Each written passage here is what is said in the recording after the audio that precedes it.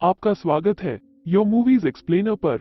हम एक्सप्लेन करने वाले हैं we have a ghost movie, comedy और एडवेंचर से भरी थोड़ी हटके मूवी है जो आप नेटफ्लिक्स पर जाकर देख सकते हो। इसे शुरू करने से पहले चैनल को सब्सक्राइब, लाइक एंड शेयर करना ना भूले। चलिए शुरू करते हैं।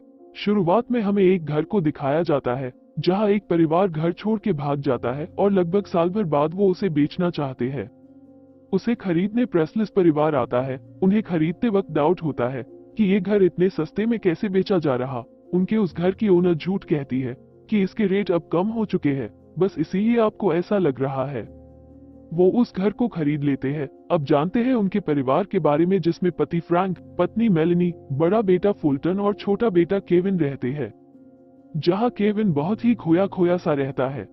अब घर खरीदकर वहां अपना सामान लाते समय केविन की नजर पड़ोस की लड़की जॉय पर जाती है जो मल्टी टैलेंटेड होती है। केविन को गिटार बजाना पसंद होता है। सब सामान सही जगह लग जाता है और केविन को सोते समय ऊपर से कुछ आवाज आती है। तब वो ऊपर जाके देखता है, उसे खाली कुर्सी हिलते दिखाई देती है। कुछ समय बाद उसे एक भूत दिखता है। वो उसे अजीब हरकतें और आवाज करके डराने की कोशिश करता है, मगर वो डरने की जगह उसकी हंसी छूटती है। वो अपने मोबाइल से उसकी सारी हरकतें शूट कर लेता है और वो भूत गायब हो जाता है। सीन शिफ्ट होता है और उसे स्कूल में बैठा हम देखते हैं। वो भूतों के बारे में जानकारी इकट्ठा करता है। तब वहां जॉय उसे बुलाती है क्योंकि उसका नंबर किसी ने टॉयलेट में लिखा होता है, जो उसे कलर स्प्रे से मिटाती है। तब वो उसे कहता, हम पड़ोसी है जो तुम्हारे बगल वाले घर में अभी अभी रहने आए हैं। और आगे जॉय अपना रिएक्शन देती है, अच्छा तो तुम उस भूतिया घर में शिफ्ट हुए हो। अब वो स्कूल से घर आ जाता है और ऊपर जाकर उस भूत को बुलाता, मगर भूत फिर उसे डराने की कोशिश करता है। केविन उसे शांत करके उससे कुछ बातें करता है, मगर वो कुछ बोल नहीं पाता। उसे कुछ भी याद नहीं होता। तब उसकी शर्ट पर अर्नेस्ट नाम देखकर उसे अर्नेस्ट ही बुलाता है और उसे अपना नाम बताकर हाथ आगे बढ़ाता है। तब पता चलता है लोग अर्नेस्ट को नहीं छू सकते, मगर वो सबको छू सकता है। उसी समय फुल्टन वहां आ जाता है और अर्नेस्ट वहां से गायब हो जाता। फुल्टन को केविन का मोबाइल चाहिए होता है। उन दोनों की झड़प चलती। उसी बीच केविन हल्के से फुल्टन को धकेलता और फुल्टन गिरकर परेशान हुए वहां से चला जाता। इस बात पर उसे अच्छा लगता। वो खुश दिखाई देता है, जिसे फ्रैंक नोटिस करता है। उसके खुशी का कारण पूछता है क्योंकि वो हमेशा ही उदास दिखाई देता है और उसका अच्छा मूड कम ही बार उसके घर वाले देखते हैं। वो फिर से घोस्ट के बारे में लैपटॉप पर देखता है, जिसमें डॉक्टर लेस्ली मनरो को हम उस यूट्यूब वीडियो में समझाते देखते। उसी बीच फुल्टन घोस्ट का वीडियो केविन का फोन लेकर देखता है और फ्रैंक को भी दिखाता है। फ्रैंक को उस वीडियो को देख क्या ये सच है ये पूछता है और उसके वाइफ को बताने से मना करके वो वीडियो उसे भेजने कहता है। अब फ्रैंक उस वीडियो को मिलिए अनेस्ट से जो असली भूत है इस टाइटल के साथ यूट्यूब पर अपलोड कर देते हैं। बाद में हम डॉक्टर लेस्ली को देखते। वो कुछ लोगों से बात करती है जिन्हें भूत दिखाई देते हैं। उसमें से एक ने फ्रैंक का अपलोड हुआ वीडियो देखा होता है, जो उसके बारे में डॉक्टर को देखने कहता, मगर वो उसे ये कहकर मना करती है ये सब देखना फिजूल है। आगे फ्रैंक और फुल्टन ऊपर जाकर अर्नेस्ट को ढूंढकर शूट करने में लगे होते। तब वहां केविन आता है और उस भूत को गाना गाकर बुलाता है। अब वो पहले झांक कर देखता, फिर जब उसे तसल्ली हो जाती है तब वो पूरा आकर वहां खड़ा ही रहता है। तो फ्रैंक की वाइफ ने जो वीडियो देखा है उसके बारे में उससे पूछती है, जिस पर फ्रैंक उसे पीछे देखने कहता और वो डर के मारे चिल्लाने लगती है। उससे भूत भी डर के वहां भाग जाता है।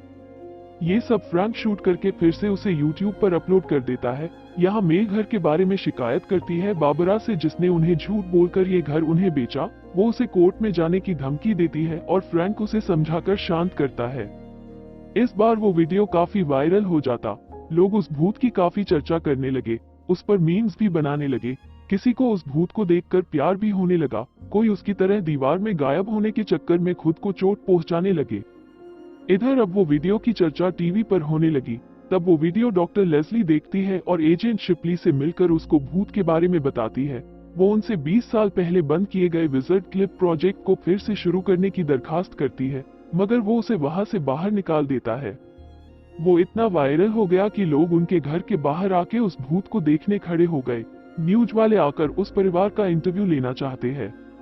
इधर केविन उस भूत की याददाश्त वापस लाने की कोशिश करता है, मगर इससे कुछ बात नहीं बनती।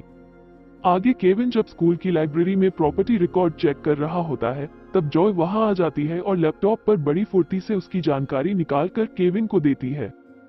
उसने 5 अप्रैल 1965 को घर खरीदा और 15 दिसंबर 1971 को बेच दिया। बस इसके आगे वो उसका डेथ सर्टिफिकेट भी उसे नहीं मिलता। उसके बाद जॉय वहां शो करके चले जाती। फिल्म आगे बढ़ती है। एक तरफ जहां उनके घर जूडी रोमानो उसके टीवी शो के लिए वहां आती है, दूसरी तरफ टीवी पर भूत की फिल्म दिखाकर केविन उसे लोगों को ऐसे डराना चाहिए वो सिखाता है। उसी बीच फ्रैंक उनके रूम में आता है और अर्नेस्ट गायब होता है। तब फ्रैंक केविन को उसे वापस बुलाने कहता है। वो पहले तो उनके सामने नहीं आता, मगर आगे जब आता है तब झूमर हिलने लगता, लाइट ब्लिंक करने लगती है, घर की चीजों को टूट फूट होने लगती है और वो जब दीवार से आता है तो सब हैरान हो जाते हैं।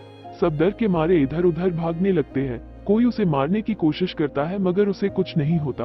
अब वो पीछे मुड़ उल्टा चल के जूडी के पास जाता है और उसका गला पकड़ उसे डराता है। इससे वो डर के मारे खिड़की से कूद जाती है। इसका भी वीडियो फुलटन यूट्यूब पर डाल देता है, जिस पर 30 लाख व्यूज आते हैं।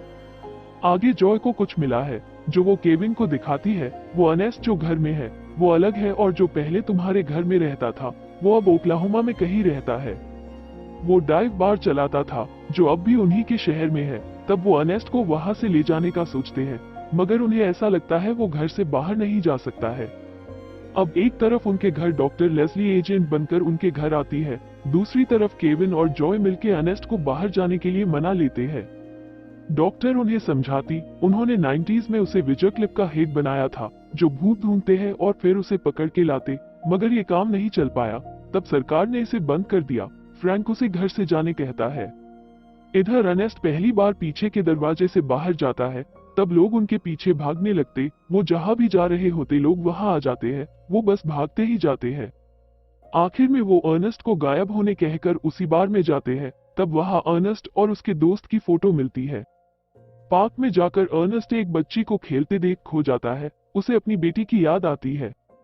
आगे अब डॉक्टर लेस्ली अपनी टीम तैयार करती है जो वारंट लेकर उनके घर जाती है, मगर अब वो उन्हें नहीं रोक पाते। केविन, जॉय और अर्नेस्ट घर से भाग जाते हैं। अब एजेंट भी उनके घर आता है। वो बीच में रुककर सूरज को ऊपर आते देखते हैं। वो एक पेट्रोल पंप के शॉप में जाते, तब फ्रैंक का इंटरव्यू टीवी पर होता है जो केविन को किडनैप हुआ बताता है। वहां अब पुलिस आती है। वो वहां से पुलिस वाले को मारकर भाग जाते हैं, मगर अब पुलिस वाले उनके पीछे हाथ धोकर पड़ जाते हैं।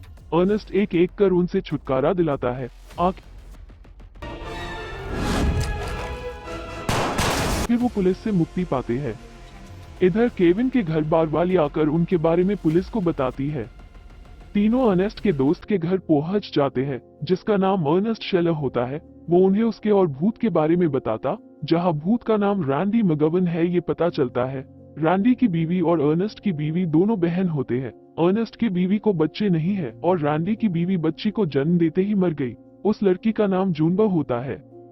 वो बताता है रैंडी शराब पीने लगता था और वो उसकी बेटी को यहाँ छोड़ है, फिर लौट के कभी वापस ही नहीं आया।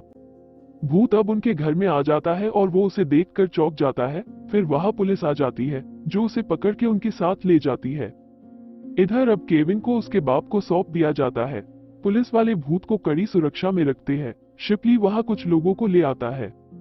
सीन आगे बढ़ता है और एक तरफ अर्नेस्ट शेलर रात में केविन के घर आता है, दूसरी तरफ भूत को उसकी पिछली रात याद आ रही होती है जहां उसे उसके दोस्त ने मारकर दफना दिया था। पुलिस वाले उसे अब टॉर्चर करने लगते हैं। लेस्ली कर्मचारियों को बेहोश कर उसे वहां से भगा देती है। वो अब टैक्सी बैठकर आगे जाता है।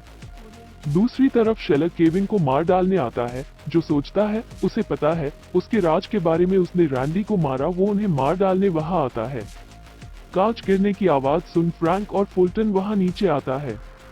वो उन्हें बताता है सब उसके बीवी का आइडिया था। उसे लगा सब भगवान की दया से हो रहा है। उसकी बहन के मरने के बाद रैंडी उसकी बेटी का ख्याल नहीं रख पा रहा था और उसे भी बच्चा नहीं था। बस इसलिए हमने रैंडी को मार डाला। शेलर एक एक कर सब पर हमला करता है। सबसे आखिर में केविन ऊपर जाके छुप जाता है। वो वहां भी उसके पीछे आता है। केविन उसकी बंदूक गिराता है, मगर वो फिर उसे लोहे के सलिए से मारने की कोशिश करता है, जहां अब अर्नेस्ट उसे रोक देता है। वो उसे एक गुस्से में गिरा देता है। बाद में फ्रैंक उसे धकेलकर खिड़की से नीचे गिराने के बाद तब वहां पुलिस आ जाती है। पुलिस केविन से भूत के बारे में पूछताछ करती है।